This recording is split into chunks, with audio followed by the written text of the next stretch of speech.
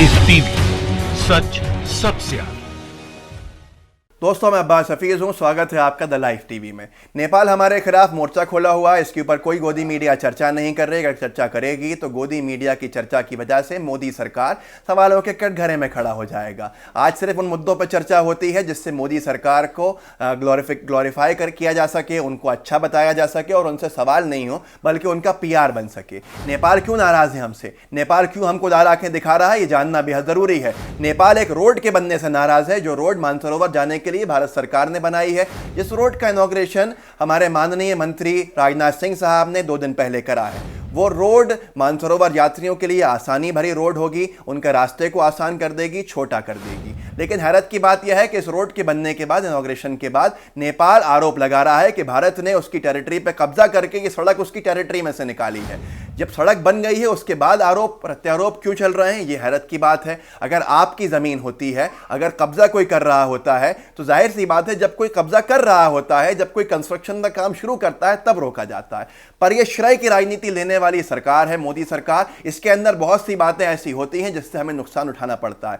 ये रोड इन्होंने नहीं बनाई है, ये रोड मनमोहन सिंह सरकार ने बनाना शुरू की थी और इसका सबसे ज़्यादा बड़ा पोर्शन जो है, बड़ा काम मनमोहन सिंह सरकार में हो गया था। बचा कुचा जो थोड़ा सा काम था वो मोदी सरकार ने 6 साल लगा दिए पूरे करने के अंदर। और जब इनॉग्रेशन किया तो गोदी मीडिया ने ऐसा बताया जैसे ये बहुत बड़ी उपलब्धि है मोदी सरकार की, जिसके बाद से हमारा पड़ोसी देश नेपाल मुकर हो गया और उसने आज आरोप लगाना शुरू कर दिए, जो नेपाल हमारे मधुर संबंधों के चलते कभी उसने इसके ऊपर आरोप नहीं लगाया था। यह रोड जो है लीपू लेक क्षेत्र से निकली है। यह लीपू लेक नेपाल अपना क्षेत्र कहता है और लीपू लेक को लेकर नेपाल बहुत ज्यादा मुकर है। कि आपका इरादा क्या है, आपके इंटेंशन हमें समझ में नहीं आ रहा है। मैं कुछ ट्वीट पढ़ के सुनाऊंगा जो राजनाथ सिंह साहब के ट्वीट के नीचे किए हैं। जिस ट्वीट में राजनाथ सिंह साहब ने इस रोड के कंस्ट्रक्शन के मुकम्मल होने पर बधाइयां दी हैं और तारीफें की हैं, उसके नीचे नेपाल के लोगों ने क्या लिखा है। शेर बहादुर मगर लिखते हैं कि मैं कामना करता हूं कि मेरे दुश्मनों को भी भारत जैसा पड़ोसी नहीं मिले।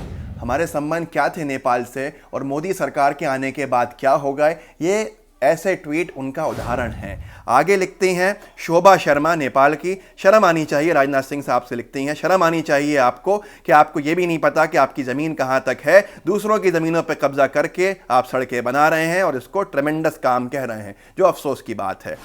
आगे माधव शर्मा लिखते हैं कि लीपू लेक और ये सारे क्षेत्र हमारे हैं और भारत को कोई अधिकार नहीं है इन पर कब्जा करने का। हमें सोचना होगा कि ये संबंध तार तार क्यों हो गए, ये संबंध ऐसे क्यों हो गए कि नेपाल जैसा देश भी आज मुकर होकर हिम्मत करता है हमारे खिलाफ आवाज़ उठाने की, हमसे आंख में आंख मिला के लाल आंखें हमको दिखाने की।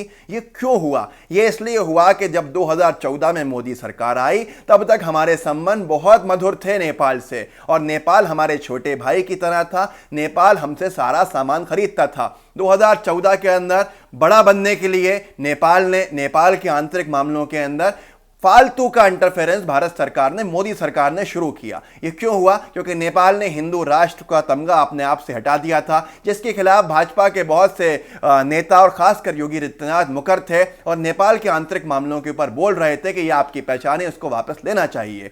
और इसके चलते 2015 के अंदर मधेशी एक मूवमेंट हुआ था बहुत बड़ा, जो नेपाल का आंतरिक मामला था। उसके अंदर नेपाल ने आरोप लगाया कि भारत ने सप्लाईज रोक दी है, ब्लॉकेट कर दिया है, जो अंतर्राष्ट्रीय स्तर पर मुद्दा उठा। और हमको LPG नहीं मिल रहा है, भारत से जो मिलता था, हमको पेट्रोलियम नहीं मिल रहा है, हमको दवाएं नहीं मिल रही हैं, जिसके वजह से हमारे देश के लोग परेशान हैं और ब्लॉकेट किया गया है। क्योंकि भारत सरकार, मोदी सरकार मधेशियों को सपोर्ट कर रही है हमारे आंतरिक मामले में बोल रही, जिसको खारिज किया मोदी सरकार ने कि हमारा ऐसा कोई इंटेंशन नहीं है, लेकिन हम आपके आंतरिक विषय जो मामले, जो डिस्प्यूट चल रहे हैं, उसकी वजह से सप्लाई नहीं कर पा रहा है। लेकिन सब जानते थे कि हकीकत क्या थी। नेपाल ने 15 दिन इंतजार किया भारत का, भारत ने अपने सप्लाईज को रिज्यूम नहीं किया, जिसके चलते नेपाल चाइना की गोद में जाके बैठ गया और नेपाल ने भारत से व्यापार खत्म कर दिया और हमारा व्यापार को नुकसान पहुंचा और पूरा का पूरा व्यापार चाइना लेने में सफल हो गया। आज सबसे महत्वपूर्ण बात यह है कि ये कैसी कूटनीति है, ये कैसी विदेश नीति है जिसको गोदी मीडिया जो है बड़ा चढ़ाकर बताती है। हमारे संबंध सुधरने चाहिए थे,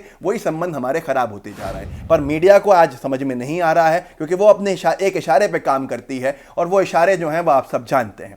आज दूसरी बात यह है कि कैसे ये धीरे धीरे संबंध हमारे नेपाल से खराब होते गए हैं। नेपाल का ब्लॉकेट को हम नहीं कह रहे गलत था, बल्कि सुब्रमण्यम स्वामी जो भाजपा के सांसद हैं उन्होंने खुद कहा कि ब्लॉकेट करना गलत था। उन्होंने खुद ही भाजपा पे आरोप लगाया, आप देख सकते हैं। इसके साथ साथ आपको जानना होगा 2015 के अंदर नेपाल के अंदर अर्थक्वेक आया था। नेपाल के अंदर अर्थक्वेक आने के बाद हमने सबसे पहले नेपाल की हमेशा की तरह मदद करी, लेकिन इस बार सरकार बदल चुकी थी और मोदी सरकार थी जो श्रेय लेने वाली सरकार है। मोदी सरकार के अंदर मीडिया ने किस तरह से हंगामा खड़ा कर दिया वहां पर कि मीडिया के खिलाफ वहां पे विरोध होने लगा। मोदी सरकार के ऊपर आरोप लगाया नेपाल ने कि आप एहसान बता रहे हैं, एहसान जता रहे हैं अंतर्राष्ट्रीय स्तर पे, जो इस मुश्किल की घड़ी के अंदर हमारे लिए बहुत अफसोस की बात है, हमारे लिए बहुत हमारे इमोशंस को हर्ट कर रहे हैं आप, और आप अपनी एड लेकर वापस जा सकते हैं। और पाकिस्तान और चाइना की तारीफ करी नेपाल जैसे देश ने जो हमारा साथी था। ये आखिर कूटनीति कैसी थी? गोदी मीडिया को भेजा मोदी सरकार ने, जिनके खिलाफ वहां नारेबाजियां हुई और जिनको वापस भेजने के लिए नेपालियों ने आंदोलन तक चला दिया कि गो बैक इंडियन मीडिया के नाम से ट्विटर पर ट्रेंड चले, जो हमारे लिए बहुत आपत्तिजनक था। लेकिन हमें समझना होगा कि आखिर क्या हमारी कूटनीति पहले सही थी या बाद में सही हुई है या अब सही हुई है। कुछ आपको ट्वीट बताना चाहता हूं, जिस तरह के ट्वीट किए थे उस जमाने में लोगों ने, उसके ऊपर आज चर्चा करना बेहद जरूरी है, क्योंकि गोदी मीडिया आपसे इस पे चर्चा नहीं करेगा। एक गरिमा है जिन्होंने लिखा था, with due respect we request you to call back your media, we don't need such concern any more, sincerely Nepalese. Stop your media quack, we are already in pang by devastating earthquake. हम पहले से ही परेशान हैं earthquake से, और आपके media के nonsense से और परेशान होते जा रहे हैं। हिंदू राष्ट्र को लेकर भाजपा बड़ी परेशान रही है नेपाल को। नेपाल देख चुका था कि धर्म के नाम पर देश को नहीं चलाया जा सकता, इसलिए नेपाल ने हिंदू राष्ट्र को छोड़ दिया और नेपाल एक तरक्की करने के लिए एक सेक्युलर कॉन्स्टिट्यूशन लेकर आया, जिससे कि परेशानी जो थी वो भारत की मोदी सरकार ने बैठे मंत्रियों को हुई। जबकि आपको यह देखना होगा कि पाकिस्तान का हाल आप देख सकते हैं कि वो इस्लामिक राष्ट्र के धर्म को राष्ट्र से मिलाने के बाद उसकी क्या हालत हुई है, वो किस तरह से पिछड़ गया है, वो किस तरह से नुकसान उठा रहा है। यहीं पर आपको यह भी देखना पड़ेगा कि बांग्लादेश की विदेश मंत्री ने बयान दिया था कि वो अब इस्लाम इसको अपना स्टेट का रिलीजन नहीं हटा देंगे, अलग कर देंगे। धर्म अलग है और देश अलग है। देश को वो सेकुलर देश चलाएंगे जिससे के अंदर कोई माइनॉरिटी नहीं रहेगी। पर मोदी सरकार के बैठे हुए लोगों को ये समझ में नहीं आता, वो बार बार हिंदू राष्ट्र की बात करते हैं। कोई हिंदू राष्ट्र छोड़ता है तो उसके ऊपर हंगामा करते हैं, आंतरिक मामलों में छेड़ते हैं दूसरों के, इस वजह से, और इससे हमारे संबंध खराब होते चले गए हैं। आज जिन लोगों को लगता है कि कूटनीति बड़ी अच्छी है मोदी सरकार की, उनको समझना होगा कि ऐसी कूटनीति सिर्फ इसलिए अच्छी है क्योंकि आपको गोदी मीडिया दिखा नहीं रहा है।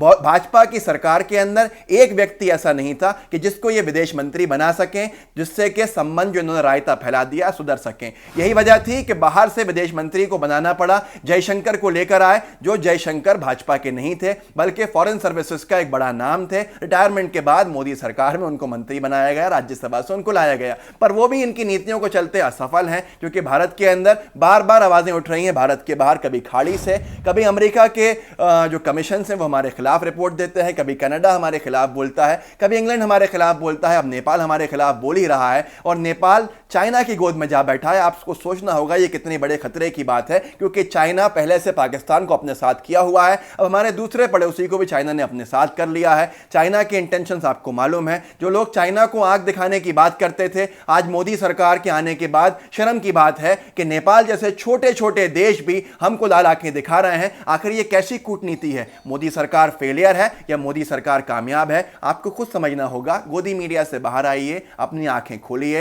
ये एक आई ओपनर है। 2 दिन से नेपाल के बारे में पढ़िए कि क्या हो रहा है हमारी कूटनीति को और कैसे मोदी सरकार सवालों के कटघरे में है। सोचिए, सोचना आपका काम है। अगर अच्छा लगे आपको हमारा वीडियो तो शेयर कीजिएगा, हमारे चैनल को सब्सक्राइब कीजिएगा, बेल आइकन जरूर दबाइएगा ताकि आपको हर चीज का नोटिफिकेशन मिलता रहे। जय हिंद, जय भारत। लाइव टीवी, सच सबसे आगे।